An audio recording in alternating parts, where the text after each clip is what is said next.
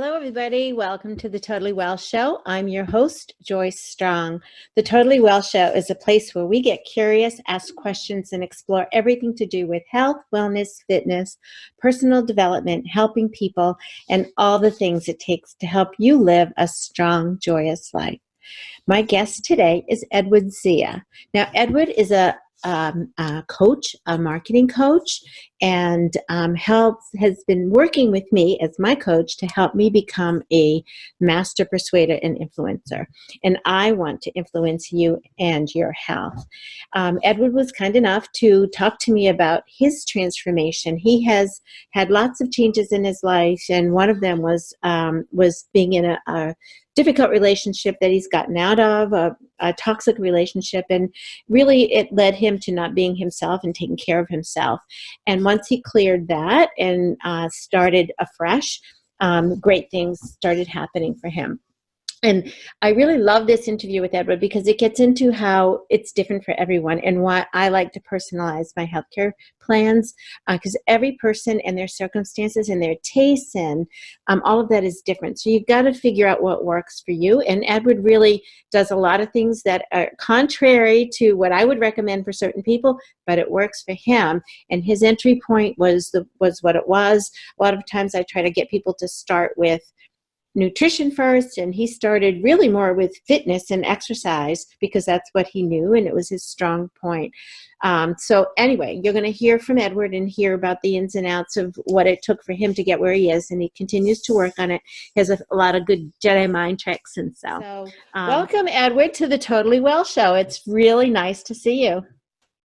Joyce, it's an absolute pleasure to be here, and I was going to say, you and your viewers are such incredible, amazing people on every level. Oh, thank you. Well, I know that, so it's glad that you recognized it too. You've been on my other podcast on the Rock Bottom Syndicate, and this podcast is really geared to helping people get curious about fitness, health, wellness, personal development, and everything it takes to have a strong, joyous life. And so I've been following you on LinkedIn, of course, and my favorite platform, and also on Facebook and other places. But I've been learning a lot about your habits and routines, and I learned a little bit about where you came from. So I thought maybe we could kind of recap where you were not as healthy and what you've been doing in your routines. Oh, absolutely. And a great way of putting it, just to give some context to the audience, right now I go to the gym like 5-6 times a week. I've never been this healthy before in my life, even healthier than in my army days. Wow. Which is great. And what's interesting is, right now, to give some context, I'm 41 years old. I used to be okay fit in my late 20s, early 30s. However, in my mid 30s, business was big. I was working long hours, and I literally ballooned. I made it to 100 kilos, and Which is what pounds? 100 kilos, 220 pounds. Okay. 220 pounds, and which is by Australian standards, that's pretty big, right? It's very, very big by Australian standards. And how tall are you? I am 5'11". Okay, yeah. 5'11". And what was fascinating about this whole experience was I actually looked like Elvis towards the end. You know, old Elvis? I used to have hair. I used to have big hair. You know, the big chops. You know, the old Elvis towards the end. I used to look just like that, which was really cool. Wow. Not healthy. And, yeah, I ended up getting really, really sick, and it set me on a health transformation. So you got sick, meaning what? What happened? What was your issues? Well, I had a few health problems really kick in. So it started with lower back pain and knee pain, which I've never had before. Oh, wow. I was walking the path to type 2 adult onset diabetes. So I was probably a good year or two off getting type 2 diabetes, which is very, very bad. And there has been a history of diabetes in my family, so my risk factors are very high for that sort of thing. Mm-hmm. And the other real factors that also really bothered me and disturbed me as well was that I just felt so unwell all the time. I'd always be dead tired by 2 p.m. Okay? Mm-hmm. Yeah. And if it was a bit over, trying to work it out, I think 70 degrees Fahrenheit, 7 degrees, what we do Celsius in Australia, I would just start breaking out in sweat. So even the smallest elevated temperature, I'd always be like the sweating sort of fat man. And it just wasn't good. It's just not who I was, and it just wasn't a great experience. So I had a lot of daily discomforts right towards severe health complications. So was there a day that you just said, this is it, I'm going to make changes? Or was it like, how did you get started? That's one of the big things I wanted to get figure out today with you and talk to people about is that breaking the inertia. How did you break your inertia? Well, this is before I met my stunning wife and we got married and had children and all that. I was with a partner that wasn't very good. And in that relationship, that I'm not blaming them, but that contributed to me absolutely ballooning. So finished a very toxic relationship, and I was like the size of a barn. It wasn't good, right? So again, I'm not blaming that person. It Yeah. was ultimately my decision, but just that combined with a bunch of bad circumstances just caused me to just lose control of my life. What was interesting is just before that relationship ended, I already started to turn the corner. So I kind of thought, my life isn't going the way I wanted. The relationship that I'm in isn't going the way I wanted. I actually ended up basically going single and starting a real health kick. And surprise, surprise, I lost not all of my weight, but a lot of it. Then about a good 10, 12 months later, I met my wonderful wife-to-be. And then once I met her, then I sort of finished off the rest of the journey. Uh-huh. So it was another rock bottom situation for you where health was poor, and the combination of the end of a relationship, knowing there's nowhere else to go down. I mean, unless you wanted to get diabetes and get those things. So you started off singly with starting with your health. Where did you start? What did you do first? Yeah, what I did actually was that I really got back into my gym membership. So in Australia, we've got a gym called Anytime Fitness, and we joke it's like McDonald's. So basically, if there's a McDonald's, you'll have an Anytime Fitness around the corner. So they have to work together, right? It's sort of like We have them here. We have them in the States. You've got Anytime Fitness. Yeah. Oh, I love it. Anyway, basically in Australia, if there's a McDonald's, you'll see an Anytime Fitness nearby. So I'm sure they're complementary traders. And so I ended up getting really back into my Anytime Fitness gym membership, and I just really started getting real clarity in my life. And I actually said to myself, and I know this isn't quite the topic, but it is relevant.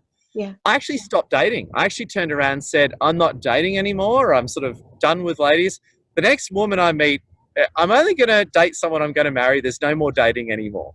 Yeah. And it was just a really good feeling. So my rock bottom moment, I think, was that old relationship failing, which I wasn't too worried about, mind you, but just really letting myself go, because ultimately, again, I'm not blaming that relationship.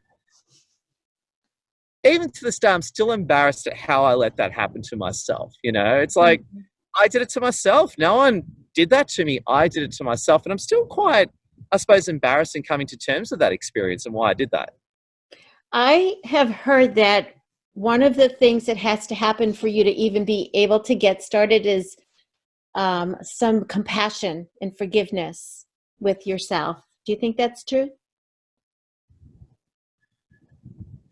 I'm not sure about that. And having said that, I think I need more compassion and forgiveness to myself. So what I'm saying is, I agree with you, but I suppose that wasn't the motivation that actually kicked me off. Albeit I think compassion and forgiveness is a great thing. Mine was more a result of frustration.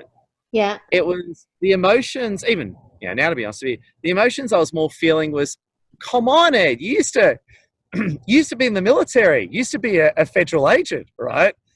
But what happened to you, Ed? You sort of gone from, in my, late teens, early 20s, I was like this handsome military guy. What happened to me? I turned into like, by the way, I like Elvis, but I turned into like 1970s sort of ish Elvis, right? Yeah. How did I get there? And I suppose it was that frustration. It was that real anger directed at myself, that is saying, come on, you can do better than this. Let's get going in life again. So it's that frustration that led me in that direction.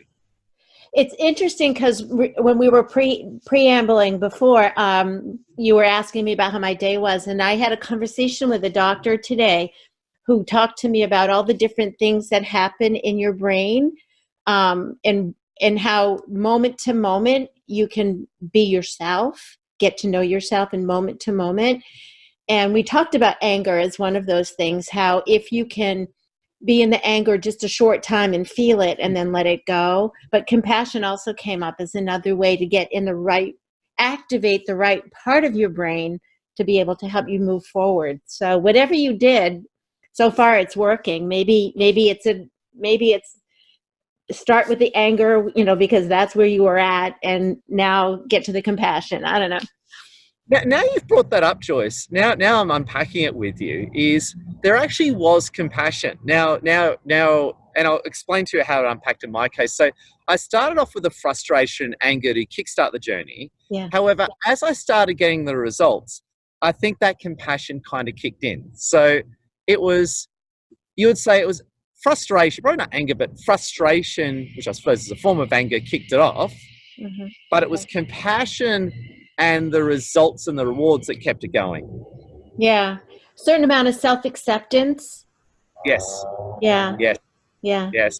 And on a supportive note as well, only about 2 weeks ago, for the one that taking for about 20 years, I can actually now do body weight chin-ups. Yeah. Yeah. So full, literally standing on the ground, and I've never been able to do that before. And How many can you do? I can do probably about 5 at once. Yeah. If you held a revolver to my head, you could probably get 6 out of me. Well, you've been doing the push-ups, which has got me so intrigued, and some days you do more or less, but you've been working on your form, I notice. Yes. I'm pretty happy with my form these days. I've noticed I've got about 5 wonderful friends and clients in fitness, and all of them say, Ed, this is how you do a push-up, and it's all slightly different. So every one of them who's equally qualified has their own interpretation on a push-up. Yeah. So my push-up style, I've decided to blend everything they've told me. Well, there's more than one way to do it. Depends on, you can have your arms spread together, lots of different ways to do them. So what they've said, though, you would know this. What they've said is keep the arms in. Whatever you do, keep the arms in and make sure the chest touches the ground. That's the big thing. Yeah, yeah. Well, I can only do girl push-ups. One of these days I'm going to do some push-ups and I'll let you know, but my knees are down on the ground. So it's interesting to me too, where, different places where people start and really break through, and you chose the gym, maybe because you had that background, but nutrition had to play a role. Oh yeah, absolutely. And what it was that it was really just watching sugar. So what I've really done is basically, if you keep your sugar under control, everything tends to sort itself out. So basically anything with sugar in it, which is almost everything, is something I keep a close eye on. Because I think what got me really fat was probably a lot of chocolate and ice cream and a lot of bread sort of got me fat. So it's just sort of keeping the chocolate and ice cream in check and reducing the bread consumption, combined with, at the time I was only, like these days I'm going to the gym 5-6 times a week. Yeah. At the time, I was only going maybe 2-3 times a week, but that was enough to kick off the process in the journey. Yeah. So you didn't have to cut out completely these things. Like a lot of times I love what, I follow what you do. So you tell me you go out and have Mexican, and I look at what you're eating and I'm like, I don't know if I could lose weight on that stuff, but is it? I love Mexican. Me too. I know. So how do you eat that way and lose weight? Yeah, it's a very good question, actually. So what I do... Or maintain. You're maintaining, right? You're not trying to lose anymore. Well, I suppose I'm actually getting really fit and muscly now, because you would know this, Joyce. You know way more. Of course, you're a functional nutritionist. You know 10 times more about fitness and health than I do, right? And you would know this, is that now I'm going to the gym 5-6 times a week. You would know this. This is what I find. If you go to the gym once or twice a week, you lose weight, but the 5-6 gets you to really tone. And answer to your question, with the actual food, I'm a bit of a calorie counter. Okay. So what I tend to do is I have basically usually 3 meals a day, right? 3, maybe even 4 meals a day. I just try and keep it under 600 calories per meal, 500-600 calories. Mm-hmm. So if I'm eating a meal that's more than 500-600 calories, I'll start getting a bit nervous. So how do you count? Do you use like an app to count them, or you just kind of know from experience? You kind of know. So in Australia, the food laws are pretty good here. Basically, if you're a retailer, you have to publicly display your calorie count on everything. Oh, okay. So if you go to, like, for example, let's say you go to McDonald's Mm-hmm. and you use the ordering screens, everything has, well, we have kilojoule count, but it's times it full, but we have kilojoule calorie count on everything. So even if you're going to Starbucks in Australia, you have kilojoule and calorie count. Okay. So what it is, and that makes food ordering easy. So when I'm eating my Mexican, because I love Mexico, Mexican food's great, it'll actually tell you the caloric count. So a Mexican bowl will come in at around 400 calories. Mm-hmm. If I'm sort of in that Edwardsy don't care mood and I want the full enchilada, right, which is like the deal. It's like the burrito with the melted chicken. And there is no one that loves enchiladas more than me. No one. No one loves enchiladas more than me. I made the enchilada. It's great, right? I love enchiladas. That's a really good imitation. No one knows. I know. I created them. But no, I think an enchilada, and apologies to my Mexican friends and clients. I love you. I think an enchilada comes in at about 600, 650 calories. So if I do an enchilada, I'll then sort of back off on dinner because I know I've enchiladed myself for the day. So you'll give yourself a little break. Do you worry at all about carbohydrates? No, I don't know, maybe this is wrong of me, Joyce, but what I found is I used to be really caught up saying, oh, I can't eat carbs. Those carbs are evil. I've actually found as long as I keep an eye on my overall energy consumption, I've got nothing to worry about. So you burn off, you're not worried because it's not an issue of food sensitivity and you're burning them off. So it's not that they're serving their purpose for fuel. So you're not storing them because excess carbs raises your insulin and is a fat storing hormone. So yeah, it's funny. Maybe you probably know better than me, Joyce. It's probably you do know better than me. It's I think because I walk everywhere. So the way it is, Sydney is like the way I describe it to wonderful North Americans. Sydney is basically a combination of California, Florida, and New York. If you sort of squeeze them together, you'll get Sydney. That's basically the way I try to name it. Sounds beautiful. Yeah, imagine New York with beaches and beautiful temperature. Yeah, wow. Right? And that's basically kind of Sydney, the best way I can put it. And so in a place like Sydney, for example, you're kind of expected to be fit and healthy, right? Yeah. Like if you're overweight in Sydney, you kind of stand out. You kind of get noticed. It's like a beach. Like Europe, right? My family members who've been to Europe say the Americans stand out. Yeah, exactly. So you kind of stand out here. And the thing that I found interesting is that since I've been going to the gym, that usually, I've worked out, that burns off basically burns off an enchilada. So a gym session, so I've worked out, is like 500-600 calories, right? Yeah. So basically, I'll burn off an enchilada at the gym. Do you do any intermittent fasting or time restricted feeding?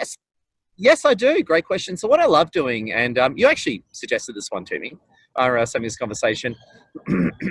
Personally, the way I do it is I like skipping dinner once or twice a week. Okay. So what I'll give you an example on Sunday night. So what I did on Sunday night was I got 2 kids and a wonderful wife, Lassie. And so what I did was when I'm around, I do the cooking, right? That's just what we do in my house because I'm not always around. So when I'm there, I'll cook. When I'm not around, I'm not around. They have to fend for themselves. Right? That's called life. But when I'm around, I'll do the cooking. So on Sunday night, I actually didn't have dinner. So what I did was I prepared food for everyone else, and I just had a Milo for dinner. And you know what Milo is? We had this conversation. Yeah. And for our wonderful North American global audience, Milo is made by Nestle. It's like a chocolate energy drink.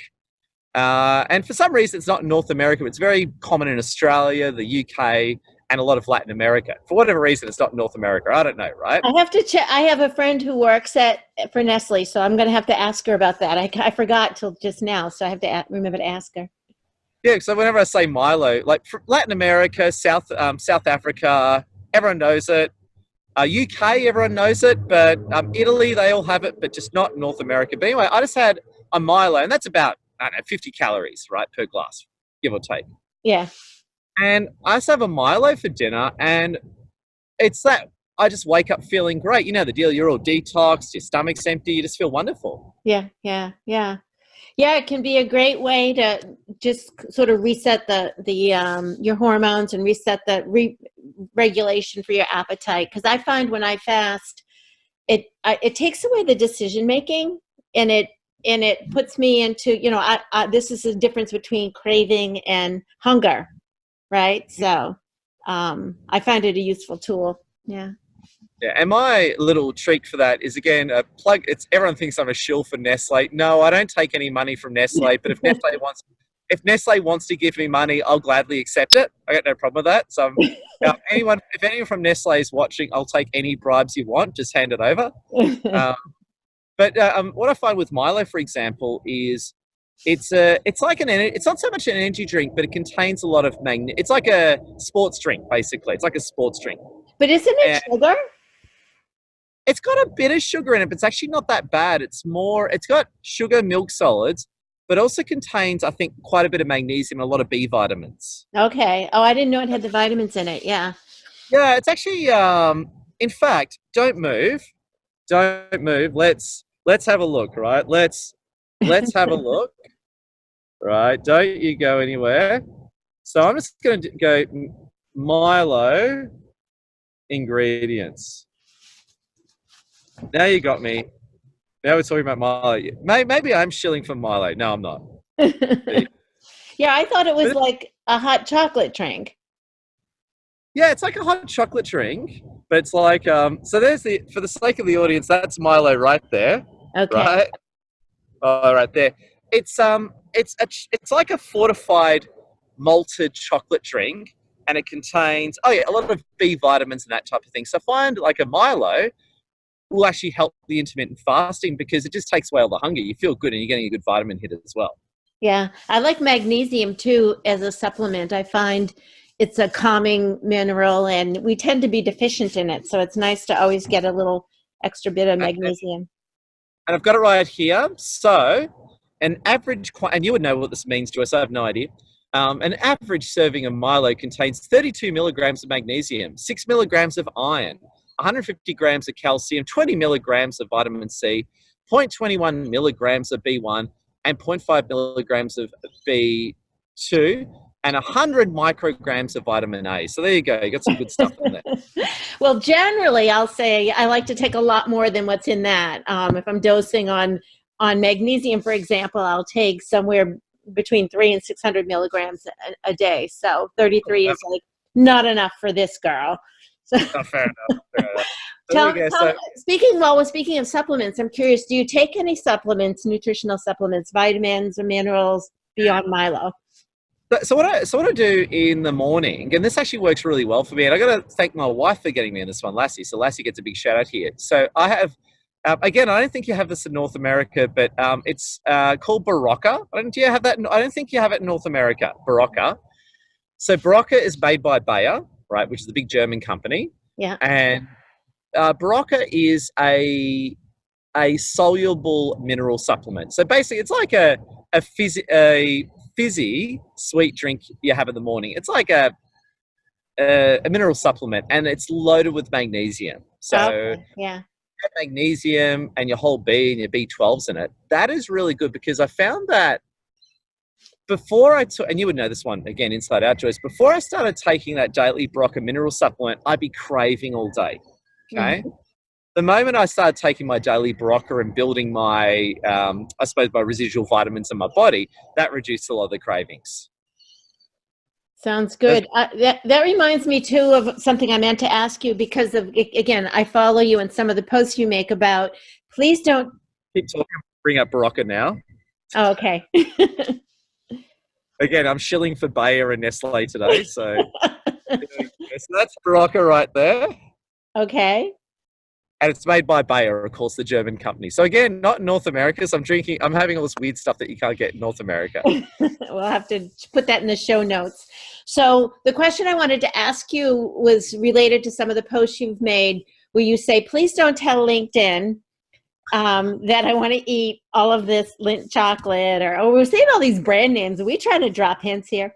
Or there was something else, I don't know, other sweet things that it sounded like you were having an existential crisis over.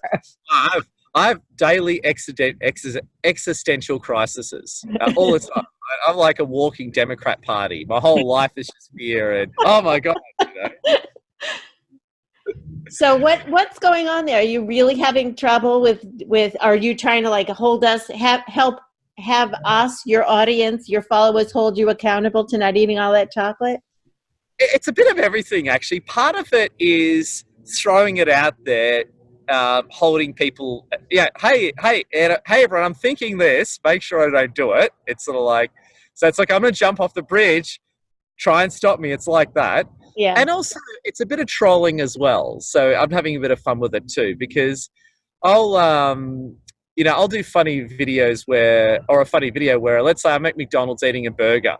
And Yeah. I said, don't tell anyone on LinkedIn that I'm not a vegetarian. Funny stuff like that. Yeah. Right? Yeah.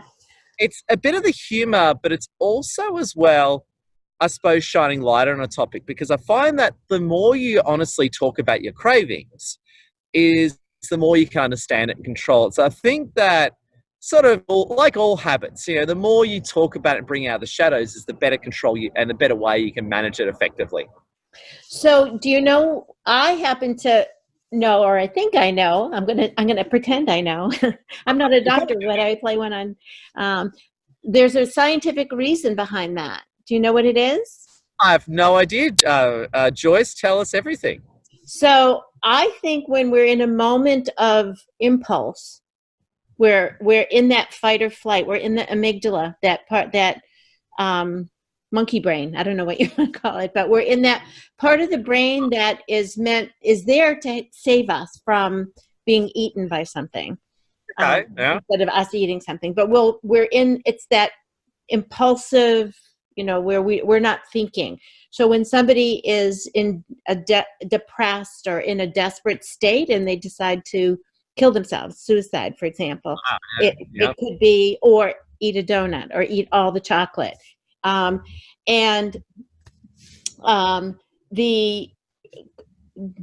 sharing it, talking about it with, say, putting it out there on LinkedIn, or just talking or writing in your journal or calling your coach, that can be that slight little breath that puts you into the prefrontal cortex, the thinking part of your brain, and makes all the difference. So that's what I thought you were doing, is using us for accountability and just saying it out loud so you could be back into your rational thinking. Oh, you're probably right. A lot of it was also just trolling as well, like just putting funny stuff out on LinkedIn, because when I'm doing something a bit naughty, I'll take a photo of it or do a video and I'll upload it to LinkedIn saying, please don't let anyone on LinkedIn know I'm doing blah.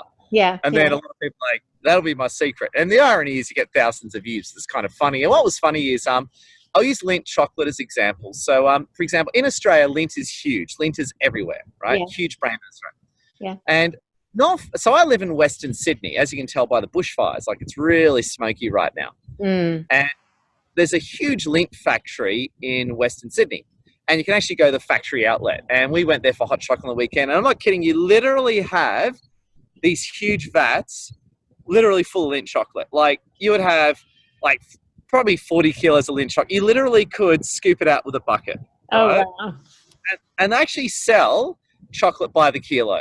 So which would be a kilo is 2.2 pounds. So basically, you buy chocolate by the 2.2 pounds. You buy it by the kilo there. It's insane. You can get like basically a pillowcase full of Lindt for like $50, right? Oh, wow. It's a huge, literally a pillowcase full of Lindt. And the photos are impressive. Like, I threw the photos up on LinkedIn and people around the world going, oh my God, this is awesome. I want it. So it's that. And I think you're right. I think the more we throw ourselves out there, you're right. We interrupt that horrible reptilian side of ours that makes us want to, get really fat to stop us from starving and famine or whatever it's doing. Yeah. Do you have any other Jedi mind tricks? Any other things that you do to help you follow through, like routines, or it can't, every day getting up, going to the gym 5 days a week, that being consistent, like how do you do that? How do you keep going? Well, it's funny, actually, one of the Jedi mind tricks, and this is actually absolutely accountability. So, you know how I do the push-up videos on LinkedIn where I literally go up and go, Yeah. right? And that's actually part of it, because what happens is that when you do the whole gym photos and the gym videos or whatever on LinkedIn, people notice. And what happens is you get external validation. And, you know, people actually say to you, wow, that's really cool. Wow, I should do that. So I find by sharing my exercise experience online, be it I'm a LinkedIn guy, but be it Insta or whatever you're into, or Facebook, what I find is by sharing that experience online, that external validation really helps commit to that type of behavior. Because let's face it, people look up to people who do that sort of thing. Like if you go to the gym every day, Yeah. people respect that, right? And like rightfully so. I have a lot of respect for people who exercise every day. Most people don't, Yeah. you know. Yeah.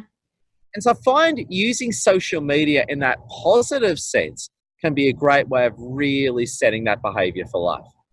Yeah, it definitely influences me when I start to drift away from my routine and I see you keeping your routine and I respect you. It makes me feel like I want to be on your team. I want to be, I look up to you and I want to be on the team, so Yeah.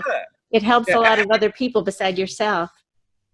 Yeah, and just to clarify, and this is what I want to say to the audience, just as a quick caveat as well, you don't have to go to the gym. So my message isn't like, I'm sure again, it's better than me, Joyce.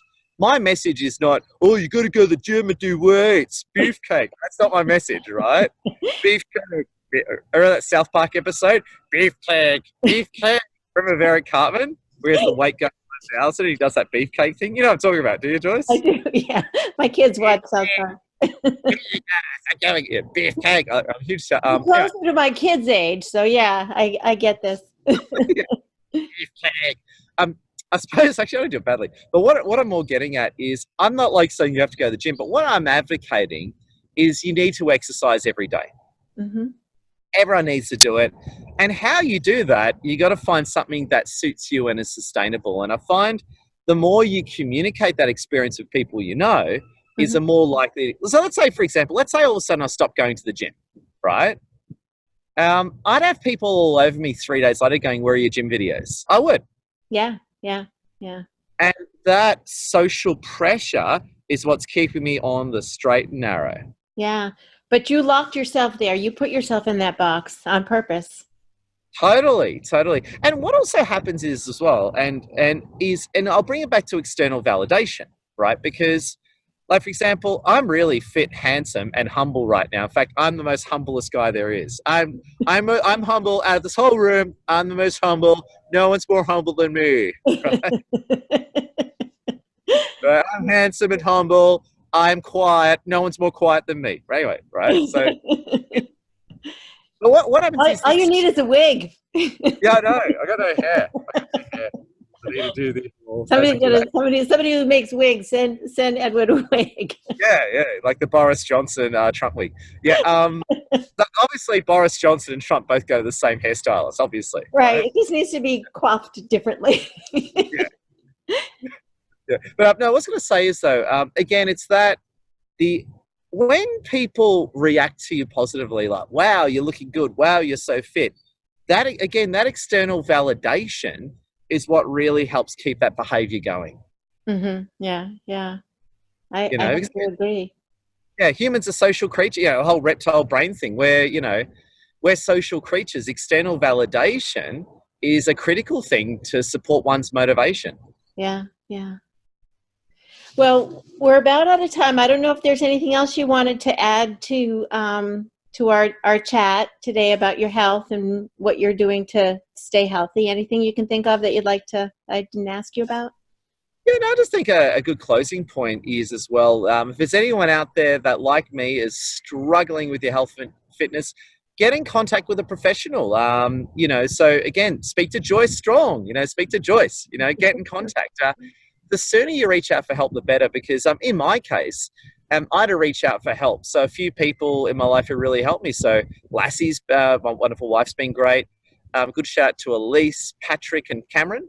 They're all, and Adrian, they're all core people that I reach out to that have helped build my health. So again, the worst thing you can do is try and improve your health on your own. Reach out to someone like Joyce Strong or whoever, right? Yeah, we to have a get that. lot of people in our group who are great online personal trainers, physical therapists. Dr. Bruno, for example, he's great. Yeah, Yeah, yeah, exactly. All I can say is reach out to someone, yeah. and the moment you reach out to someone, it's going to be great. So, Anytime Fitness, again, all I'm doing is promoting like Bayer, Nestle, and Anytime Fitness, McDonald's, right?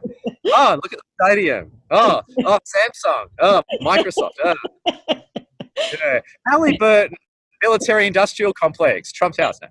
Sorry, no, that was a joke, by the way. But no, yeah, but I think at Anytime Fitness, their PTs are wonderful. So even at your local gym, speak to your PT. Yeah. Just talk to someone. Don't do it on your own. The worst thing you can do is try and do it on your own, because that doesn't work. Believe me on that one. Well, I appreciate that. And it certainly is an investment in yourself. And that's when people talk to me about fees and things. I'm like, this is an investment in you. And so I'm really happy to hear that it's worked for you. And anytime I can have a coach, and of course you know that because you are my coach, I go for it.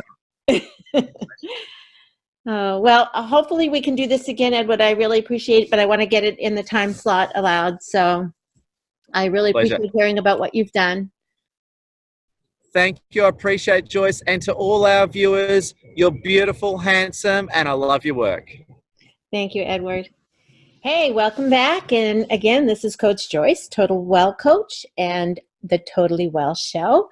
I hope you enjoyed my interview with Edward Zia and learned something about Edward and his kind of kooky sense of humor, and how he's managed to take great care of himself and has really boxed himself into accountability and finding things that he loves to do that he can continue to do and still be able to eat some of the things he loves, and really found his support system for living a strong, healthy, joyous life. Again, reach out to me if you want a free discovery call. Just give me a call, Joyce at totalwellcoach.com, or go to the show notes and you give me a call me on WhatsApp or whatever's convenient for you. If you're in the States, just call me direct on my cell. And go to totalwellcoach.teachable.com to look at some of my free content. I have a lot of good free courses in there and webinars. And also, if you want to get into that first 100 founders and become one of my founding members, you're going to get a really good deal for only $39 a month. Normally it's $97 a month. You're going to be able to get coaching, webinars, classes, daily tips, all my content, and be able to reach out to me when you need help. So thanks a lot for tuning in today and listening to Edward talk about his health program. And let me know what you'd like to see on Totally Well, and I'll make sure that I get the right person to interview, or I'll give you some talks about what I think is a healthy option for you, whatever that subject is, or a healthy way to explore that area that you're interested in. So thanks so much for tuning in to Totally Well, and I will see you soon on the next episode.